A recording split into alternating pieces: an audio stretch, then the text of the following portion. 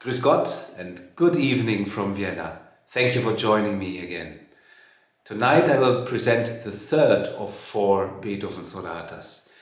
And tonight I will have to perform the sonata from my living room, because we are in another lockdown here in Vienna, and so I cannot go out.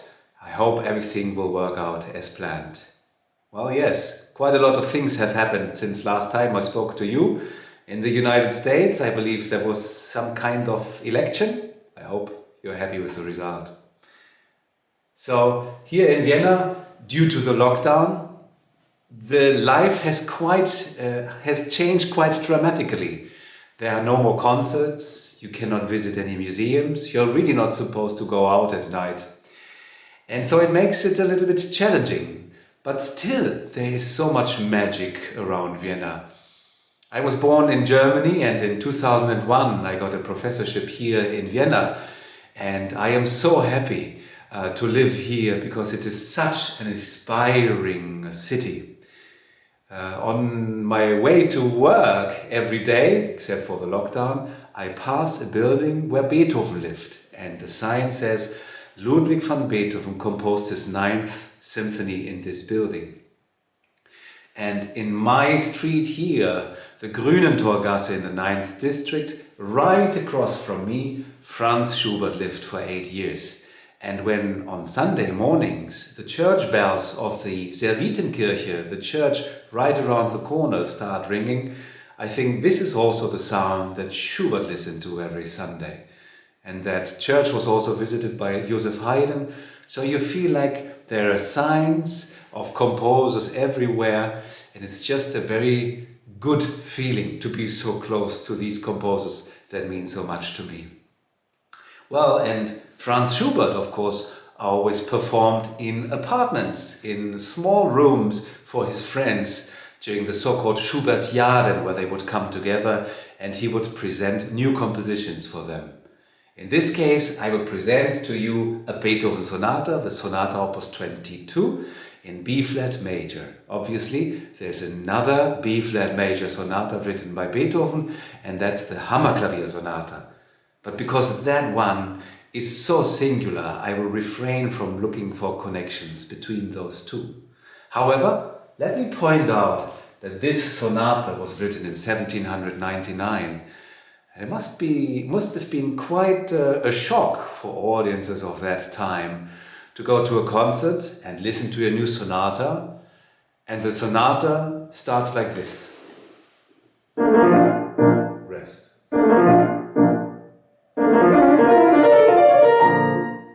Because people were used for piano sonatas to start with a theme, for example.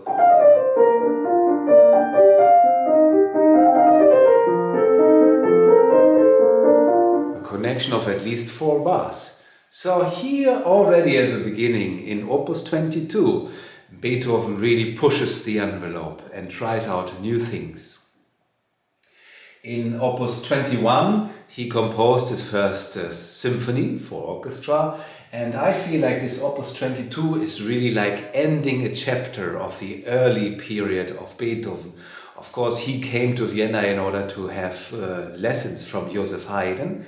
His first piano sonatas he dedicated to Haydn, but now I feel he's really a composer on his own and found his own language, so to speak. Yes, and I mentioned the beginning, just presenting the B-flat major, then a rest, then another rest, and then Beethoven rises the crescendo, and in the upper voice he has even energy dots. And of course, that is the so-called Mannheimer Rakete, the rocket from Mannheim. Composers used in that time, used in order to have a feeling of development, going up with lots of energy. And Beethoven uses it, for example, in his first piano sonata. So here we have the crescendo, but to the piano students listening, I would like to point out, be careful that you are wise how to use that crescendo. If you remember last time I was talking about the difference between the hairpin crescendo and the word crescendo. The word crescendo really meaning a development somewhere. And yes, in this case he goes to fortepiano and then immediately has like this first slur where I'm supposed to really sing in my right hand and connect in a nice legato all the notes that I play. But to get there, I have to have the Mannheimer Rakete, and that energy is really in the upper voice. The second voice has more notes. So while I play only one note in my upper voice, I have four notes, four notes, four notes. And I would suggest not doing a crescendo in that secondary voice, because otherwise it gets overwhelming, the effect. And it's really about the upper voice. I would suggest always feeling groups of four notes in the second voice and always feeling a little bit of a swinging back.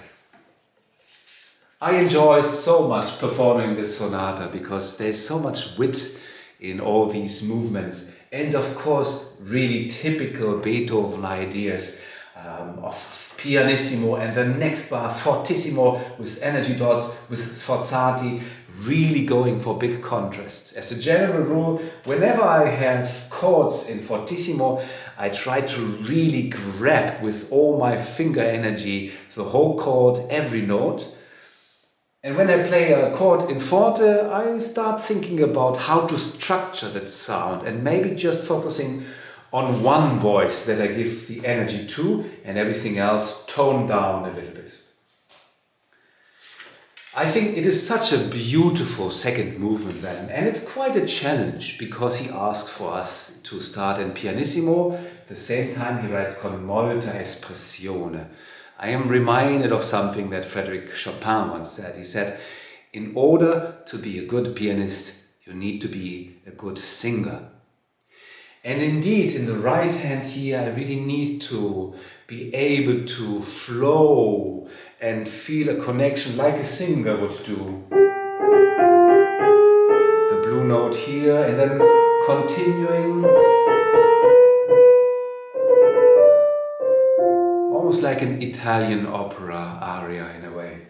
And at the same time, I have three notes being repeated over and over again in the left hand. The harmony of E flat major. And I would like to point out something that I often see in students, where I see a lot of flexibility in the wrist. And the problem with that is when you play a chord like this, and your wrist is flexible, it is very difficult to really control the sound. So what I do is actually, I try to eliminate all the movements, and I try to be very calm in my wrist, not really move at all, and only really feel my fingertip being connected to my instrument, because that is the part of my body that actually can communicate with my instrument.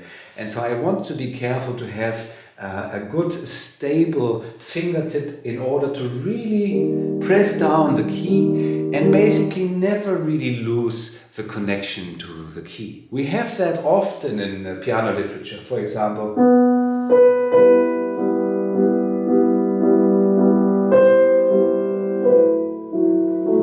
So it is very crucial to keep the left hand under good control. And that is then also true when something like this happens, where Beethoven writes a lot of notes in the right hand and he writes a crescendo. And the crescendo, traditionally, of course, is in the middle of everything. Remember that you always need to make a conscious decision how to produce a crescendo. And I would argue that here my left hand continues with a carpet of sound and my right hand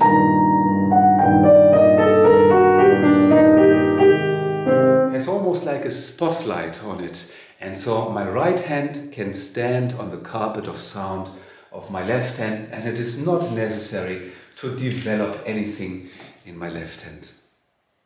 This menuetto, it reminds me a little bit of Haydn, but of course it is very much Beethoven, the idea of starting a piano and then leading into a very rough fortissimo. It's almost like three instruments performing together, like a string trio. We have the first violin, the very elegant dance of a minuetto, then I have the pizzicato of my cello, and then sometimes it speaks up, and And then of course I have a viola.